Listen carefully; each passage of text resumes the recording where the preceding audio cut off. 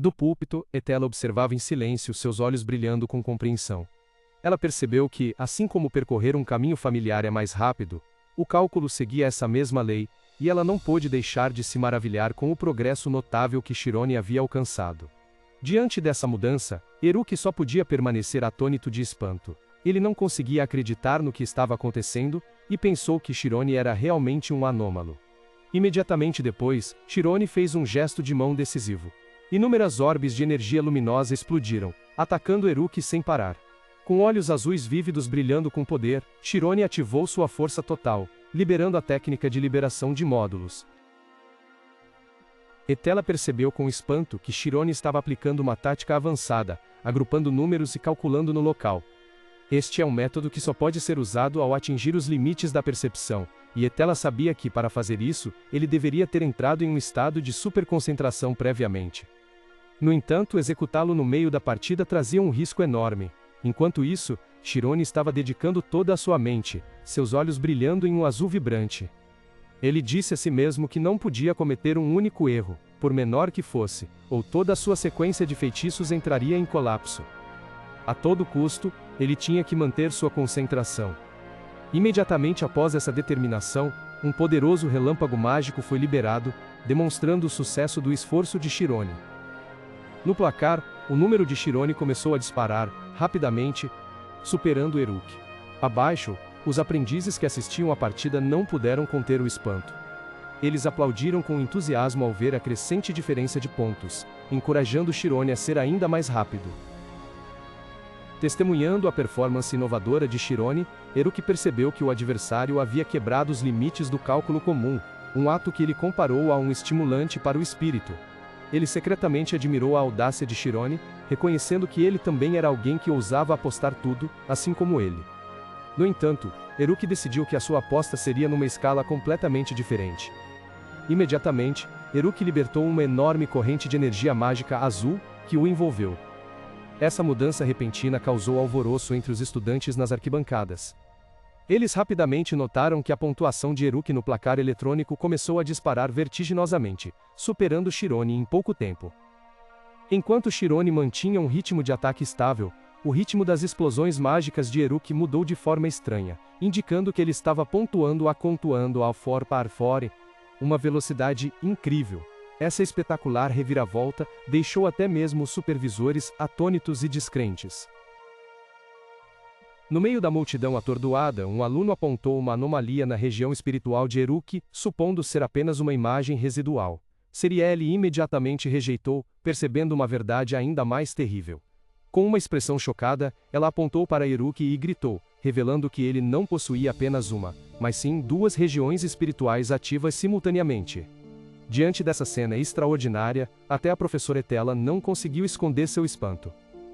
Ela confirmou que esta é uma habilidade extremamente rara, conhecida como região espiritual dupla, uma característica única do estado de mente dividida. Ela analisou que Eruk estava simultaneamente executando e registrando duas sequências de feitiços, uma capacidade fenomenal que ela nunca pensou que testemunharia em um aluno. Etela secretamente admirou ao perceber que Eruk havia escondido seu talento inato por tanto tempo, e sua aparição criou outra variável imprevisível na academia. Enquanto os dois fluxos de energia de Eruk continuavam a dominar a partida, Cerielle de repente se lembrou do aviso de sua amiga íntima, e chocada, admitiu que Amy estava certa desde o início. A demonstração de poder de Eruk deixou todos os outros alunos aterrorizados, incapazes de acreditar na força insana que ele estava exibindo. Após uma virada espetacular, Eruk continuou a dominar Chirone com poderosas ondas de magia. Os aprendizes observando a luta, consideraram o resultado selado, sentindo pena de Chirone por seu azar em enfrentar um adversário tão forte. Imerso na onda de ataques avassaladores, Chirone caiu em desespero. O jovem loiro acreditava ser impossível vencer, sentindo que havia esgotado todas as suas forças, mas o que ele conseguira não era nem metade da capacidade de Eruk. No instante em que se afundou na impotência, Chirone cerrou os punhos e questionou a si mesmo se aquilo era realmente tudo o que podia fazer. Com a testa orvalhada de suor, Chirone confrontou a verdade de que o medo ainda o cercava, percebendo que não havia se esforçado ao máximo. Entre as dúvidas sobre se era digno de seguir esse caminho e de almejar maior poder, uma nova determinação surgiu. Shirone ergueu o punho, pronto para enfrentar o medo e superar seus próprios limites. Com uma determinação feroz, Shirone socou o vazio infinito, liberando uma torrente violenta de poder mágico azul, que fez a pressão invisível que o oprimia se despedaçar. Shirone flutuava no ar, envolto por uma coluna de luz deslumbrante, como se tivesse alcançado um novo plano. De longe, a professora Etela observava com espanto extremo. Ela não apenas testemunhava a mudança, mas também sentia algo extraordinário acontecer. Através de seus olhos, ela via inúmeros novos pontos de luz se formando e movendo, um fenômeno mágico que nunca vira antes. A nova energia mágica de Shirone irrompeu numa coluna de luz brilhante, chocando todos os estudantes presentes. Eles sussurravam, sem acreditar nos próprios olhos, enquanto a luz se expandia e fortalecia. No epicentro, Shirone atraía inúmeras pequenas entidades mágicas aladas, arrastando-as para um turbilhão caótico, uma visão esmagadora. O placar apareceu, mostrando Eruki ainda na liderança, mas restavam apenas segundos. Oprimido por essa inacreditável exibição de poder, Eruki cerrou os dentes. Os olhos brilhavam com determinação. Ele se concentrou, e jurou calcular mais rápido que Shirone, até mesmo decifrar todos os números do mundo para combater o ataque. Números fantasmagóricos passavam por sua mente entre explosões de luz, evidenciando uma corrida desesperada contra o tempo. Quando o tempo era contado apenas pelos últimos segundos, Eruki tinha certeza de que a vitória estava ao seu alcance. No entanto, o breve momento restante parecia durar infinitamente, deixando-o impaciente e irritado. Assim que a partida terminou com um clarão ofuscante, a arena inteira silenciou no espanto dos alunos. Completamente exausto, Eruki desabou no chão da arena, sentindo que tudo havia terminado. O placar mostrou o resultado dele com o número 1247. Ele ficou brevemente satisfeito com esse desempenho nada mal, e se perguntou se havia vencido. Em seguida, seus olhos curiosamente procuraram por Shirone. Do lado oposto, Shirone também havia caído, o corpo tremendo e a respiração ofegante após esgotar todas as suas forças. Ao ver isso, Ciriele não conseguiu esconder seu pânico, chamou seu nome em voz alta, e correu apressadamente. Com uma quise falou, e sem com uma expressão de grande preocupação, ela amparou Shirone, e perguntou sobre sua condição. Ainda atordoado após a partida, Shirone ficou perplexo ao ver Ciriele correr para lhe dar a notícia de sua vitória. A alegria de Ciriele aumentou quando ela apontou para o placar, anunciando que Shirone não apenas havia vencido, mas também estabelecido um novo recorde. A tela grande exibia a pontuação de 1253, fazendo com que os alunos ao redor explodissem em aplausos e vivas. Em meio aos elogios, Shirone ainda não conseguia acreditar no resultado. O barulho cessou abruptamente quando Eruki falou friamente.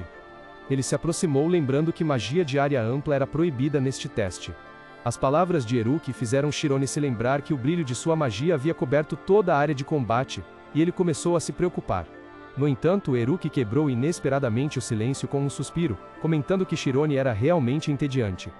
Ele explicou que o ataque de Shirone tecnicamente não era magia de área ampla, e que ele estava apenas brincando. Dito isso, Eruki estendeu a mão, admitindo oficialmente a derrota, e parabenizando Shirone pela vitória. Os outros alunos ficaram surpresos com a atitude de Eruki, sem acreditar que alguém tão orgulhoso como ele admitiria a derrota publicamente.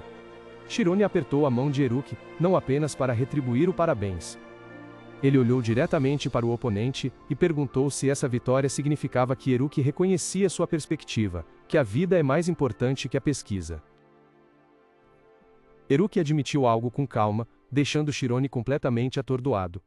Ele não conseguiu acreditar no que acabara de ouvir, e perguntou ao oponente se ele estava falando sério. Eruki tranquilizou Shirone, dizendo que ele o havia entendido mal. Em seguida, para a perplexidade dos outros aprendizes, ele começou uma estranha explanação sobre a natureza das explosões, argumentando que elas não eram inerentemente violentas. Explicou que se tratava apenas de uma imensa massa de energia, e o elemento violento só surgia com a intenção de causar dano. Shirone, ainda confuso, rapidamente argumentou que eram os humanos que controlavam aquela energia, tornando-a ainda muito perigosa. Compreendendo de imediato o raciocínio de Shirone, Eruki assentiu em concordância, afirmando que uma fonte de energia assim, de fato, precisava de alguém responsável para gerenciá-la. Terminando de falar, ele olhou diretamente para Shirone, e disse que tinha um favor a pedir. No mesmo instante, Eruki tornou-se resoluto com um olhar cheio de insinuações, e então declarou que, a partir daquele momento, Chirone seria responsável por ele.